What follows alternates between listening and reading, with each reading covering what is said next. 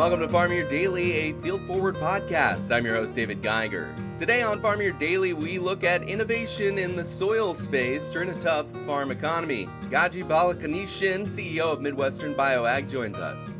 Please be sure to like and follow the podcast as well as our social media at Field Forward Pod. We would love to have you join our community, keeping folks informed about what is affecting our farmers. This is Farm Here Daily.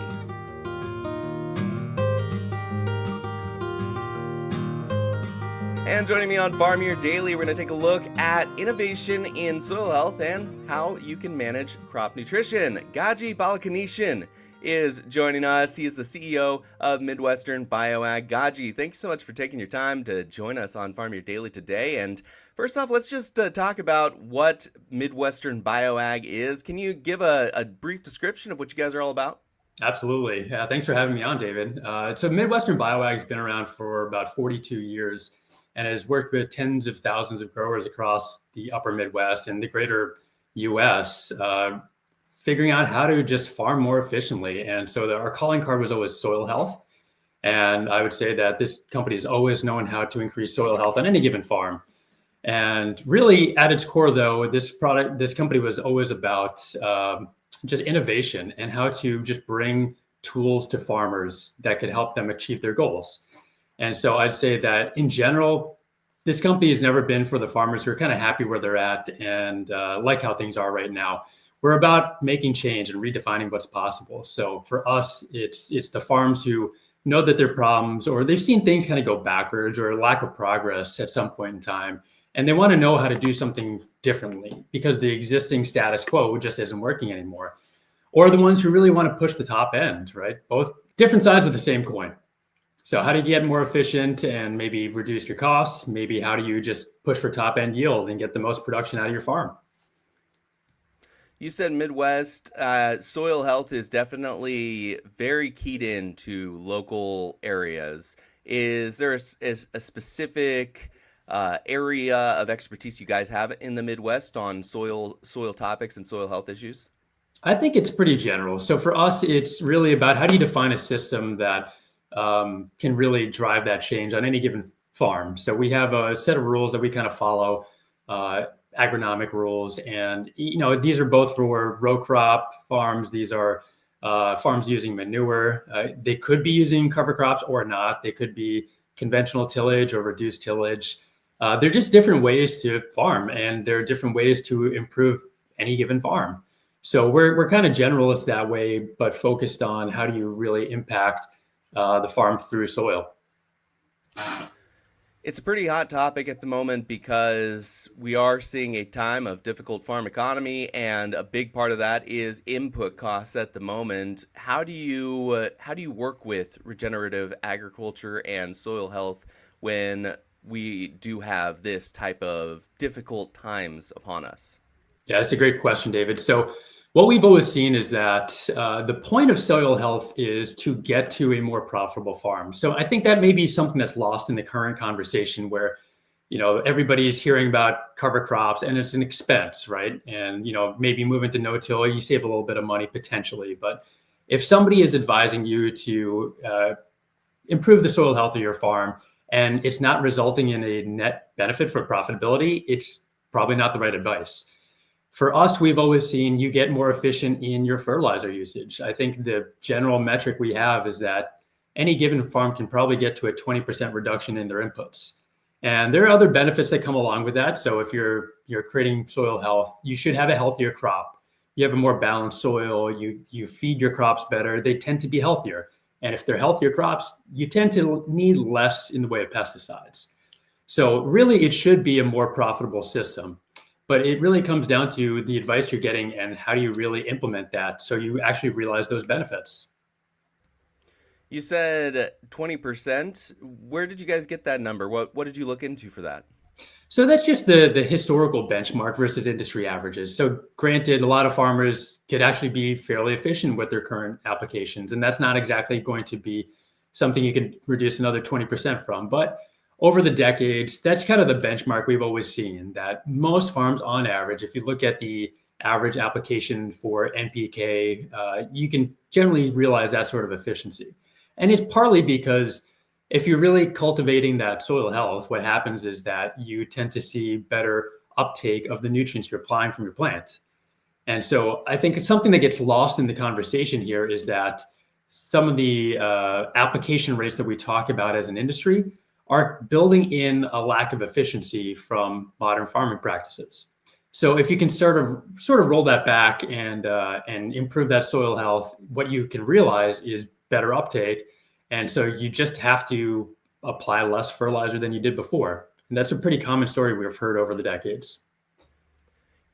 You guys are about to roll out some new products, and part of why I wanted to talk to you guys is having newer products, having an opportunity to find new avenues in this marketplace is proving to be a challenge. How are you approaching that? Yeah, it's another good question, David. So there is, in general, the sentiment across, the Midwest where commodity prices come down, you got to really tighten up the belt, which obviously you have to cash flow the operation or else, you don't survive. Right, right. But the reality is I came from a big commodity company. I came from the biggest nitrogen fertilizer producer in the world. And so I spent a lot of time looking at the economics of any commodity producer. Really, it's all the same. And so Right. it's always about maximizing your output. Really, you got your fixed costs. They're not going to go away. So how do you get as much as you can whenever you can? That's kind of the rule that applies to all commodity producers everywhere all the time. And so there's an opportunity to really help farmers think about the risk of any of these products and the way to take that risk away and to make it a little bit easier. Because again, if for example, you are spending 20% too much on your fertilizer and you're just kind of throwing it away, it's not necessarily just that you're spending too much. It can have negative impacts on the health of your crop. Right. And that can show up in the yield. And you don't necessarily know it because that's just your grower standard practice. So if you're able to change that system and make it more efficient, but also improve the health of the crop, suddenly you get that extra bump that it's kind of harder to explain. And maybe it's just less disease pressure, or maybe you just have a stronger stock.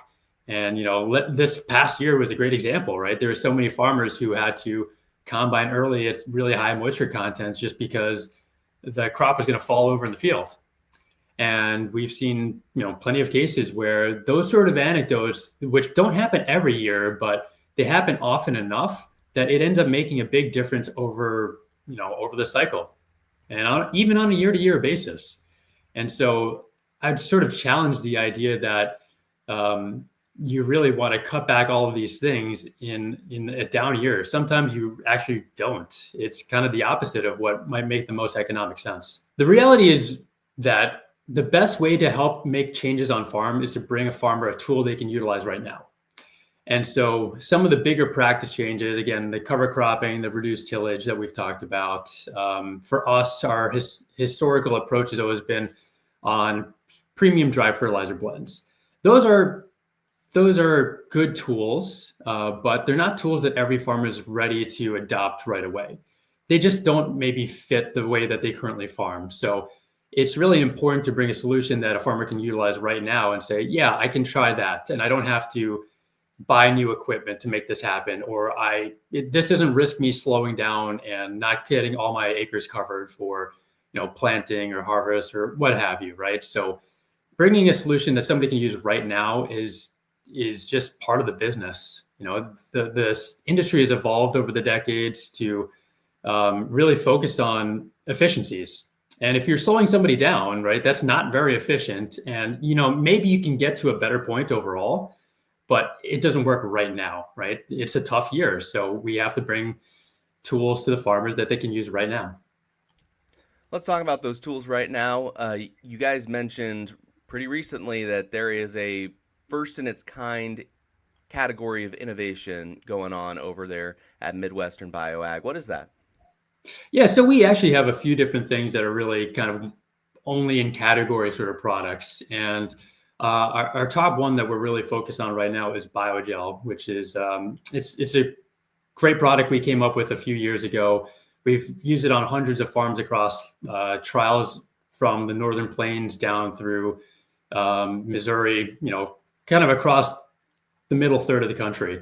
And we've seen repeated results across all sorts of different situations, different farming practices, different crop types. And so it's really a delivery mechanism. So, one of the things to really think about here is if you have nutrients and you're trying to get that efficiency out of them that you're looking for typically with soil health. But like we said, if you need some tool that a farmer can utilize right now, a different way to approach the problem is how do you take nutrients and just get them to the plant in a more efficient way? So whether it's, making the soil more efficient, just stimulating the root system, we've actually taken quite a bit of time, quite a bit of money to prove out that using this technology, you can see not just an increase in yield, but what we really see is you get more available nutrients in the soil and they make their way into the plant. And we've tested that over and over and over again. So proving out very specifically that this is a better way to get nutrients to the crop. I'm really interested. You said biogel. Is this an application that you add as part of your normal fertilizer applications, or is this some other method of applying? Yeah, we have a number of different products based on this technology. So it could be something that you put in furrow. It could be with the starter or without it. It could be with a UAN application. We have a seed treatment coming out, which is less about nutrient applications, of course, and more about getting the plant off to a better start. Or it could even be with dry fertilizer. So it's a cool technology. We kind of stumbled into it, did a lot of testing, a lot of work on it. We have a high burden of proof for anything that we bring to market. And so it's taken years to really prove to ourselves how it works and to get that confidence in that. And we've reached that point. So there's lots of different opportunities for it and different ways to fit farms. Now that you're talking about it, I wonder if I have actually run into you at a trade show somewhere, because I'm recalling that I saw pretty recently some of this technology that is essentially being used to put down into the soil, and it acts as a vehicle of allowing products like nitrogen, potassium, and phosphate to get into the plant easier. Because you mentioned that this also can help just the natural soil's use of those. Is that what you're talking about here? Yeah, that's right. That's right. So we've tested that across all these different farms, and we've seen those efficiencies pop up over and over. And so really, to take a step back, I think one of the issues we've had as an industry is that everybody is focused on yield when they're reporting how products work, and naturally, because yield is what pays. The problem is not knowing what problem a product is solving. So let's say that I have a product that I'm bringing to market that solves a nitrogen problem, but your farm is limited by phosphorus. And you try it and it doesn't work. And then you say, well, I didn't see anything, so it probably doesn't work, right?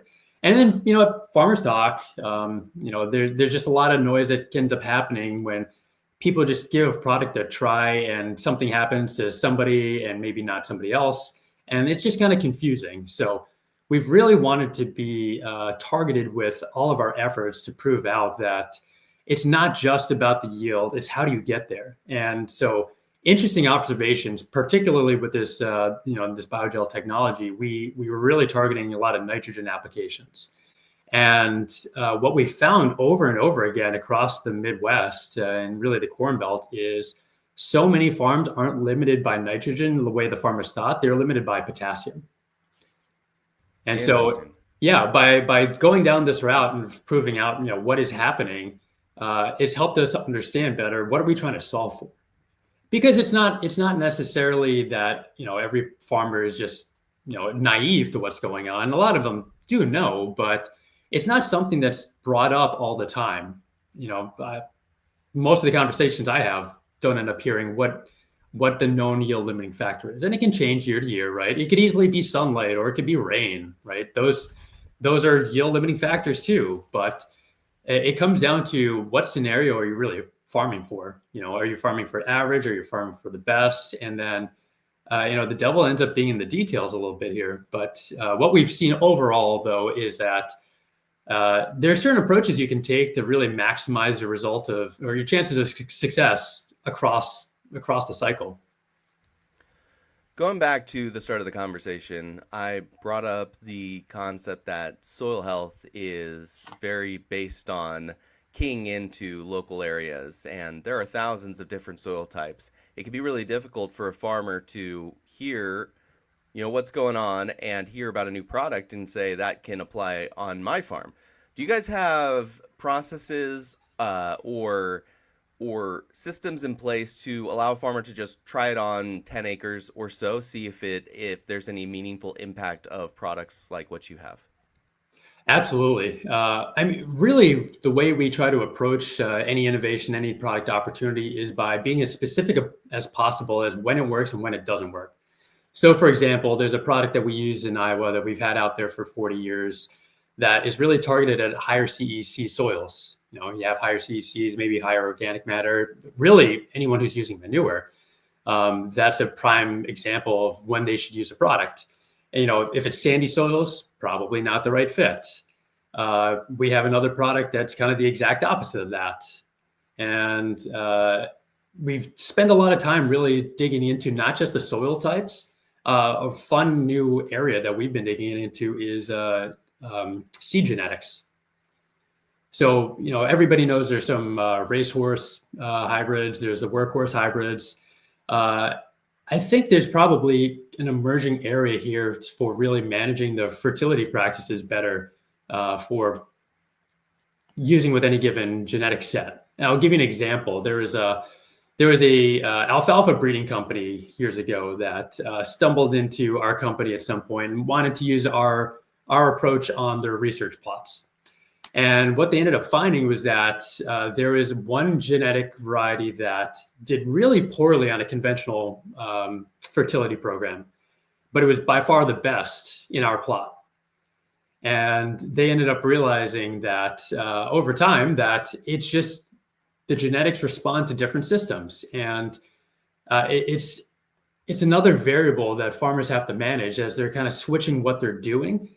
A lot of times the seed genetics actually really change the results they end up seeing. And so we've been working with some pretty well-known companies on some of this research and proving out which genetics really pair up best with some of these systems, because it really changes how some of your nutrients are available. Again, like we were talking about before, it could be that, better moisture management from the soil results in a pretty different outcome for the crop.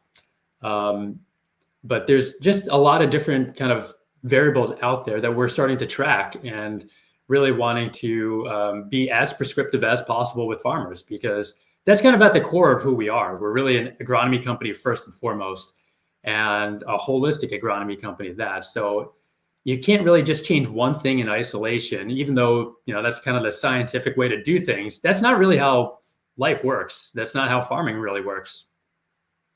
Absolutely. Very difficult to do that when there's so many different soil types in so many different areas. If someone was listening in today and they were interested in looking more into what you guys are offering and some of the opportunities that you have over there at Midwestern BioAg, how would they find more information? Yeah, so we have our website, midwesternbioag.com.